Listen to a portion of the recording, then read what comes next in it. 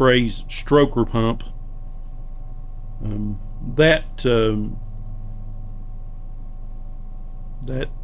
description, Stroker CP3, goes back to 2007. We were I always want to say we, there's only me here, so Motorsport Diesel is one person, that's me. I came up with the idea from being a engine builder, doing racing engines. We would do, like, Stroker small block Chevys, and I was primarily a Chevy engine builder, but obviously there's 347 cubic inch Ford. You take a 302 and put an increased stroke crankshaft in it, and you could do that. So once I got into the whole diesel market, we had bought a 2005 Dodge Ram 2500, and for our business, we were promoting the local truck pulls, and obviously, we wanted something to, a vehicle that would, cause other people to, want to come, so we would increase our business. So we built our own pulling truck. So this would have been probably mid to late 2005, early 2006 we got into truck pulling, and there wasn't really anything on the market at the time. There was a company, Floret Diesel. John Isaacs had what was called like a stage 2 CP3 pump at the time, and essentially what he was doing was increasing, now somebody may correct me, but from the information that I know, he was doing something for the suction valve, which is located in the top of these pumps, EDMing them, and was doing something for the M prop, on the Cummins you call it a fuel control actuator. He was modifying those, and this supply pump on the back, and supposedly Don Morrison came up with the idea that you need to open up the passages for this supply pump to match the passages that are in the pump body. And here is a representation of your 6.7 Cummins and all your Duramax variants. And what I'm talking about is these passages here, matching them to the diameter of the pump body. That's really not that much of a gain, as we found later on. We still do it, obviously, but like the passages in these later pumps is 5mm, so we open up these ports to 5mm. But the pump itself is it's sufficient for anything up to about a 13mm pump.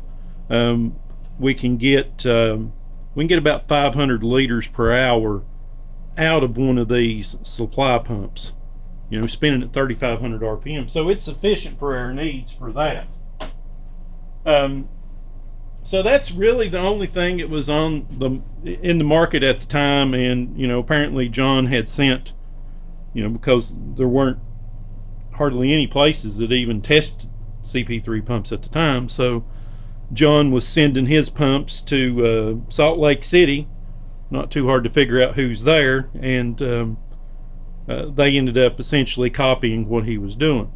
Now at this time also they were looking at a CP 3.4, which is just a physically larger pump, but it's not even as big as the smallest stroker pump that we offer. So its gains were probably I think they were less than 300 liters per hour. I think that they came in at about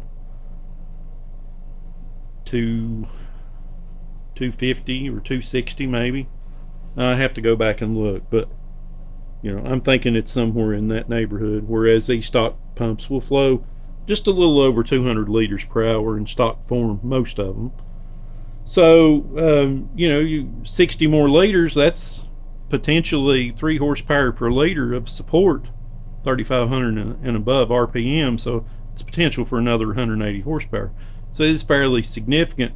But nobody had come up with the idea to, take these shafts and increase the stroke. So that's where I came in from my experience building racing engines. And I'll tell you, it still is, but at that time there was nothing else on the market like it. It was a huge increase. I mean, a huge increase. So we go from roughly 200 liters per hour to 270. With a pump that physically is the same size. You don't have to do anything crazy to, modify timing covers or anything of that nature to fit it on there. So it's a bolt-in part, and you're picking up the potential of an extra 200 plus horsepower by going that route. And that was just taking them from the stock displacement pump up to a 10 millimeter stroker. At the time, 8.2 was the stock stroke. We took them up to 10 millimeter, and that's about the constraint of the design of these older 5.9 pumps. Now obviously we can go a lot bigger, with your Duramax and your 6.7 versions, LBZ, LMM, things of that nature. So some guys are taking them up to 14 millimeters today. I don't feel there's a need to go that big, but maybe at some point we'll see some value in it. We're stopping just shy of 13 millimeters on the stroke now. So here's the whole thing about these pumps. So pumps, anytime there's a problem, someone sees with drivability, a low rail pressure, performance issue or whatever, the pump's the first thing that gets blamed. And sometimes it is the pump. A lot of times it's not the pump. So what the deal is here, these are a variable displacement pump. Each of these pumps have essentially what's called a plunger, and it's a pumping piston. So there's three, they're 120 degrees separated from each other. These operate at crankshaft RPM. So you got an engine that turns 3,500 RPM. Well, this thing is turning 3,500 RPM. Except for the later 6.7, the 2020 ups. That's a pump off of one of them that we've converted to work on an older model. And we got several of those. But this pump is designed to operate at I'm thinking based upon the gearing, it's around a 50% increase in rotational speed. So whereas these pumps top out around 2,700 RPM, just shy of 3,000. After that, they'll give you no more flow in stock form. This one is going to probably top out at 2,000 RPM or 1,900, and it's just the flow is going to top out there in stock form. So a stroker pump on one of these newer trucks would be just a huge increase, because you're going to get half again the output. And that's another thing I want to talk about. The trend has always been to go to a bigger pump. Well, we had a kit on the market that would take the pump out of the timing cover, and we would belt drive it and speed it up by a third. You could do almost 1,000 horsepower with a 10 millimeter pump by speeding it up by a third, and it's not so rough on the pump, because just at cruising speed, you're not picking it up that much. A third more RPM. Let's say you're cruising at 1,500 RPM, and that's what your pump would have been running otherwise. Now you're cruising at 1,500 RPM, and we're increasing that by a third. So we're pushing roughly 2,000 RPM from the pump. It's not a problem, because most of the time you're going to be operating at those lower revs anyway. So our whole concept was always to speed up the pump, and it looks like by the design constraint of the new 6.7 that's your only choice is going to be to speed the pump up. And it appears that Bosch has changed the material, the coating on the bushings inside the pump, to maybe provide for that higher RPM increase. So these pumps are variable displacement. So by the stroking of the M-prop, which essentially is an inlet metering valve electronically controlled from the ECM, what the ECM is doing, it's asking for pressure. So when it commands pressure, it's going to provide less current to the fuel control actuator to increase the flow. So if we electrically disconnect the fuel control actuator and start our truck, it's going to wide open throttle. So the maximum amperage supplied to it is going to shut the flow off to nothing. So it works kind of opposite of the way most control things work, as additional flow or output or whatever from them. These work opposite. So this pump can provide from zero output, I mean nothing, absolutely nothing coming out. It'll just shut the delivery volume coming to the plungers. It'll just shut it completely off. So you'll get nothing coming out of the outlet. Zero pressure, not a single drop of fuel. But it can do that from zero to its maximum flow capability, which is just over 200 liters per hour at 3,500 RPM. So once your injectors start wearing, we're going to talk about reserve capacity that's built into the system. The system is designed to have a little bit of extra volume capabilities versus what's needed for a new operating system. So injectors wear over time, and what happens is the amount of fuel that flows through the inside of the injector to operate it, there's also a certain amount that we would call spent fuel. That spent fuel comes out the return of the injector, gets returned back to the fuel tank. Okay, as they wear, this amount of return fuel increases.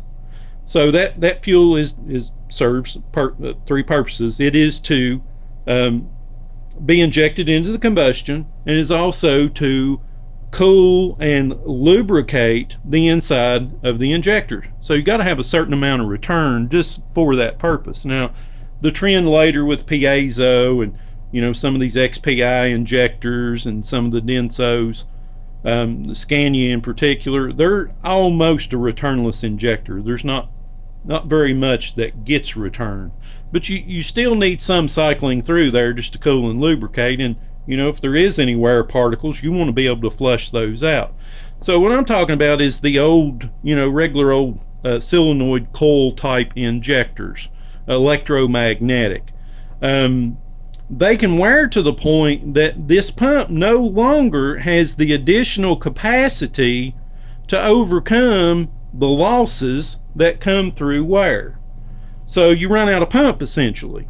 So what's the first thing that gets blamed when you've got bad injectors? The pump.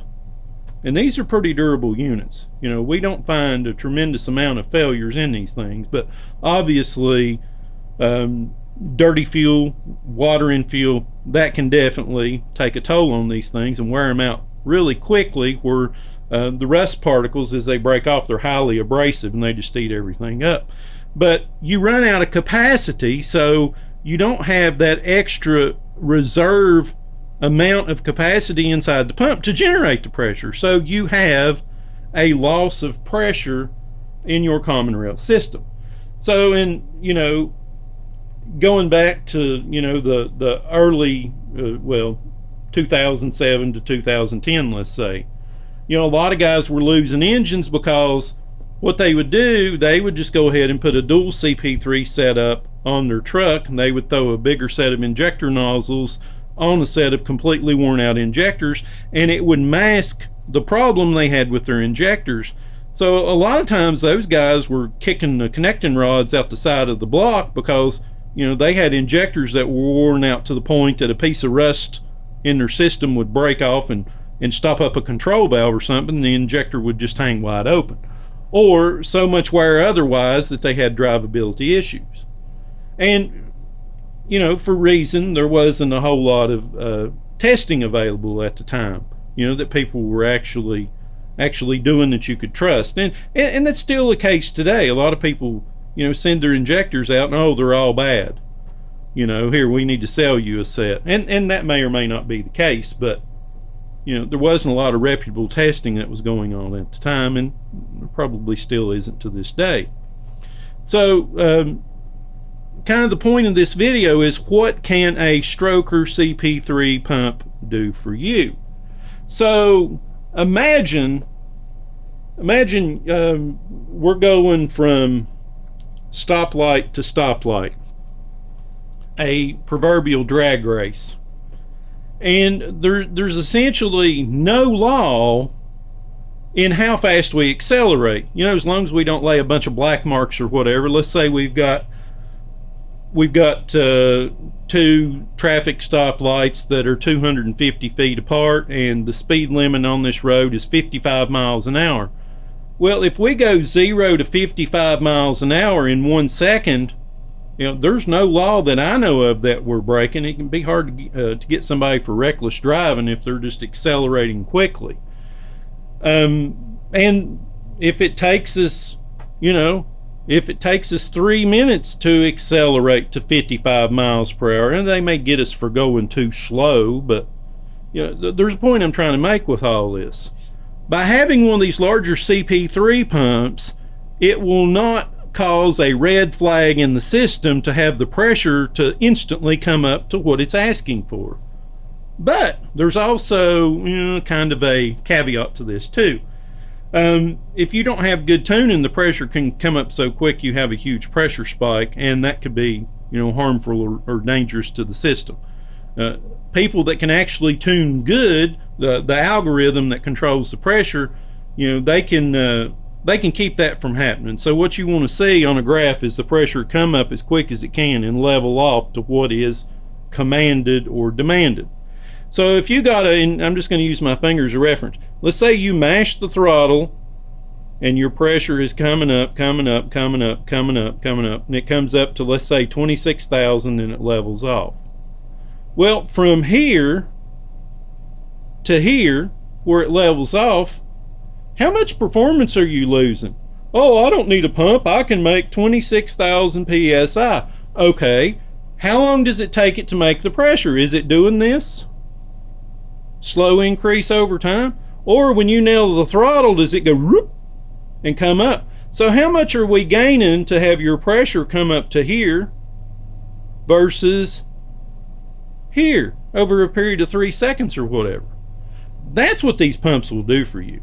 Even on a stock truck, I've had lots of people buy these stroker pumps and put them on a stock truck, and they're like, and we don't promote this, I haven't verified it, but I have to believe they're telling the truth. They say, I've picked up 2 miles to a gallon by having one of these stroker pumps on there.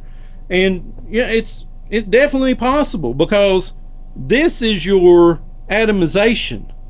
Okay, that's where you get the increase in performance. The pressure comes up like this on a good pump and levels off to what's commanded.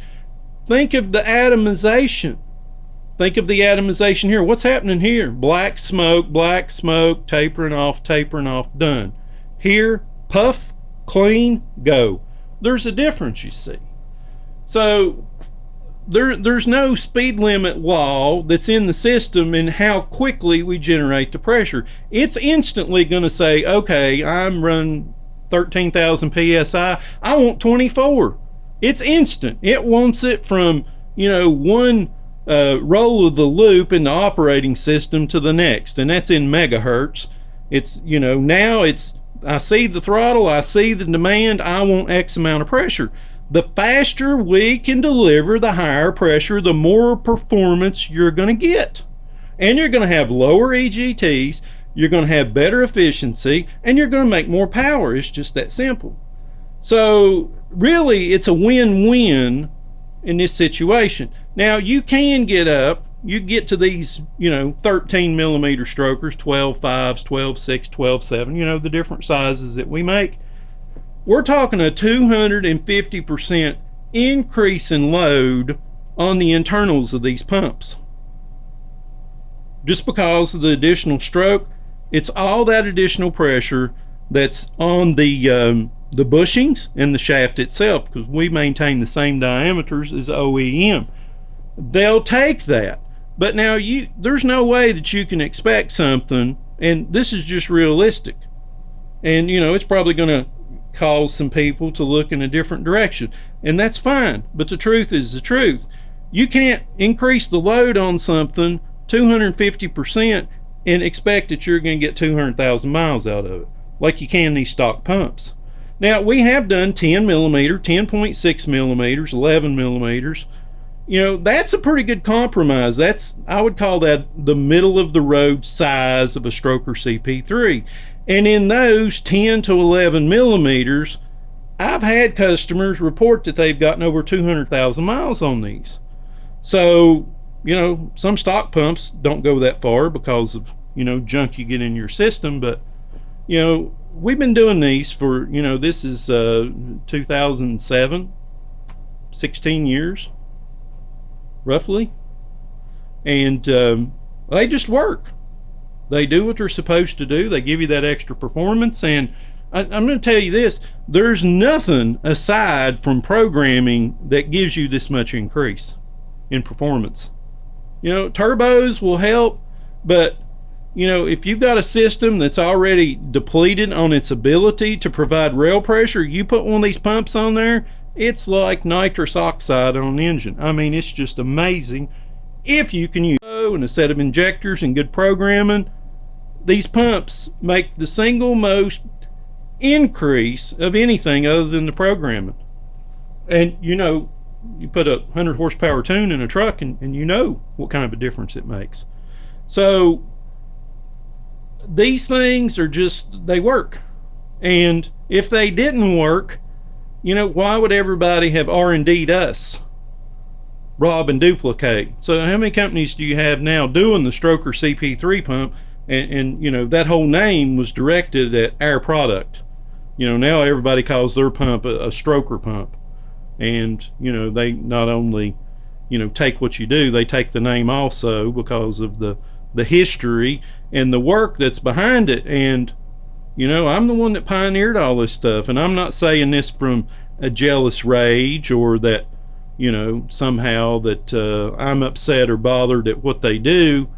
It's just a matter of time. But, here's the thing. If something works, somebody else is going to replicate it. They're going to copy it. But, the original idea came from us. And I suppose I should be flattered. But, I'm not flattered because, most of them would say, oh, it's my own idea. And, it's amazing. Some of the companies that we were actually sending some of our stuff to let them test it so they could develop bigger injectors and things of that nature. They're direct competition to us, and I'm no competition to them. I'm one person. But I just want to let you know that this is not something that we're just now getting into. This is 15 plus years of our invention, and we just want to let you know that we've got these pumps in stock on the shelf now, or you can send your pump and we can do the modifications to it. If it's good enough, we test them first. But, primarily this is education.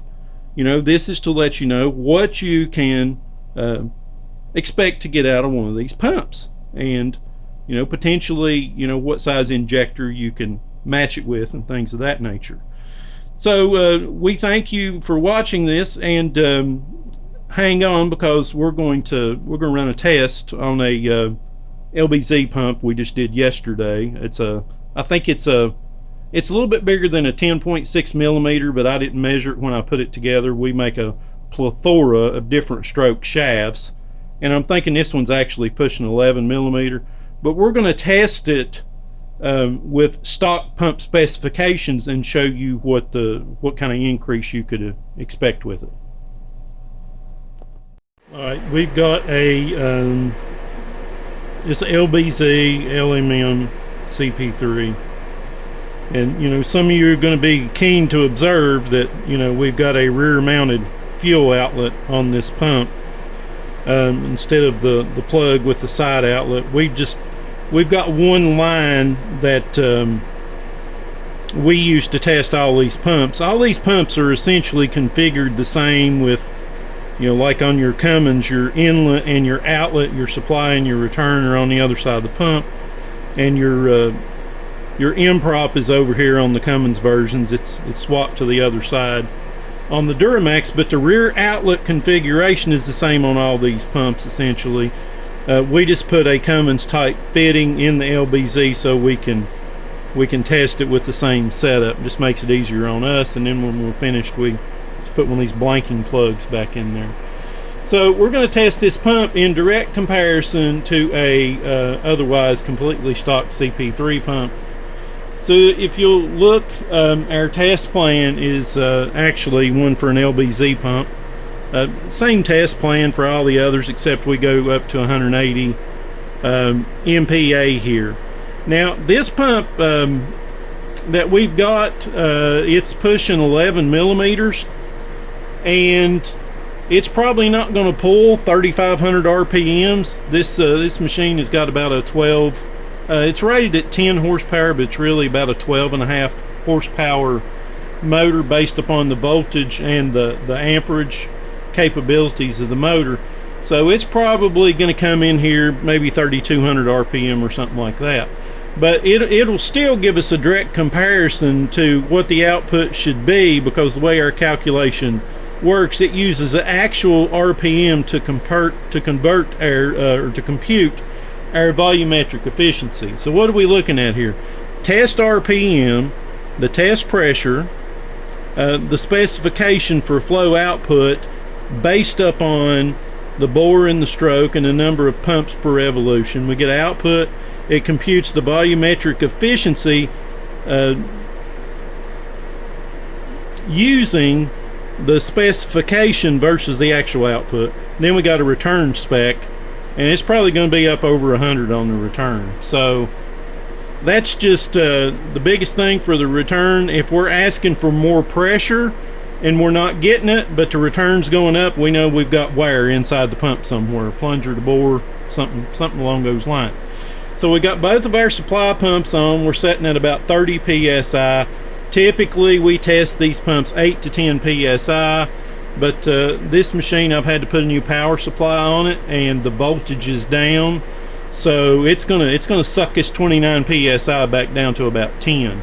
And this machine does have two 340 liter per hour supply pumps in the tank, and it's just not enough to do it.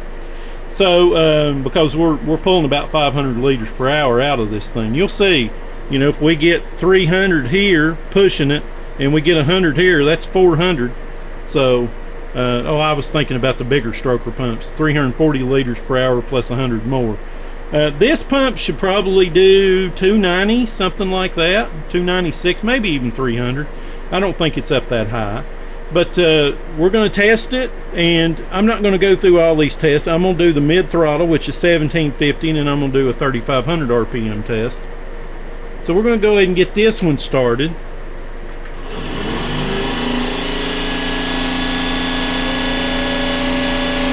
So see, we're putting out 112 on the return.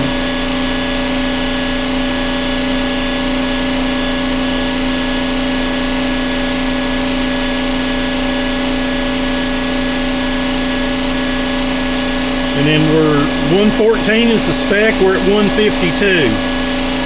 Okay, looks like it's topped out there. We're going to jump down and we're going to do the 3,500 RPM test.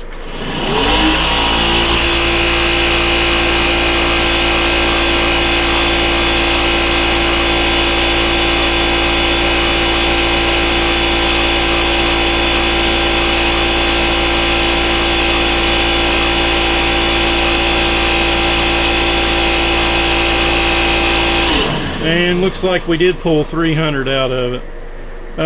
So if we click up here, view,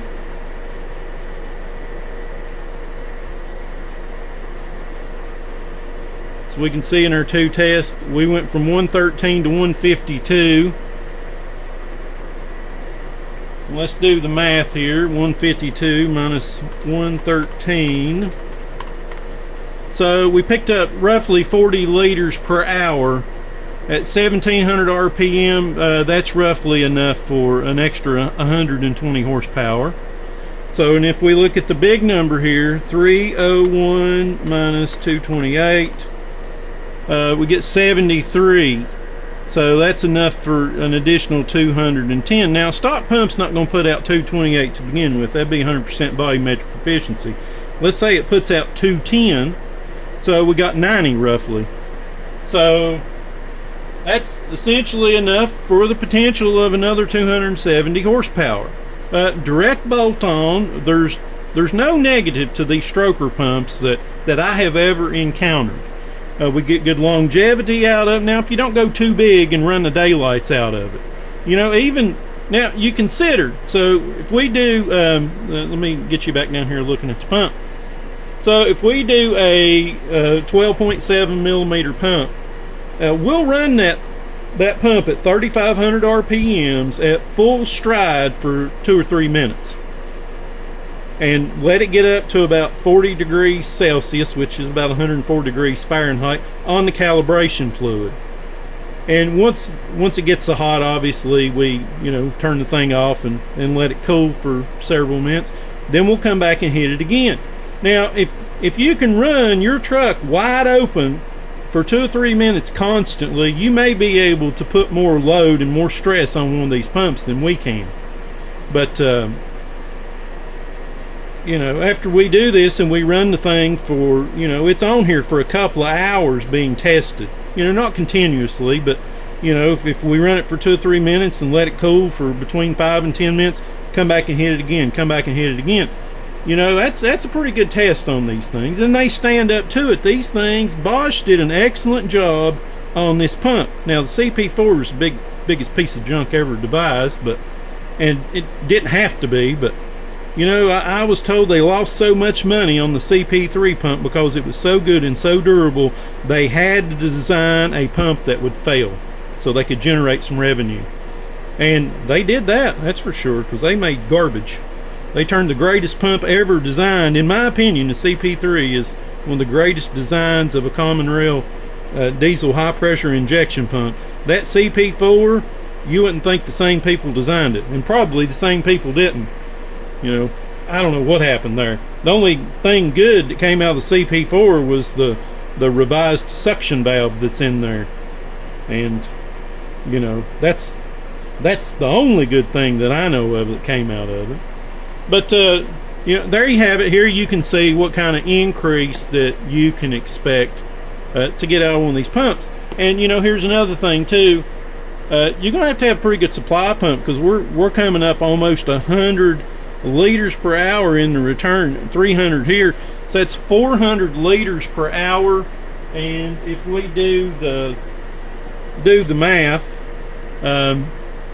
gallons per hour, so it's 3.8 liters per gallon. So if we divide 400 divided by 3.8, 105 gallons per hour as a minimum there with pressure. So 150 gallons per hour pump should give you enough reserve in there that you're able to do pretty good with it. So if you got any questions, drop them down there in the comments, and we'll do our best to get them answered. But CP3 pumps are very good. That's why everybody's getting their CP4s off of their Duramaxes and putting CP3s on there. They work. They're durable. They'll do high pressure. So I hope this answers maybe some of the questions you've had. If you've got more, like I said, drop them down there in the comments. Hey, we thank you for watching our Motorsport Diesel channel, and we're going to do our best to keep a bunch of these pumps in all the various varieties in stock. Thanks for watching.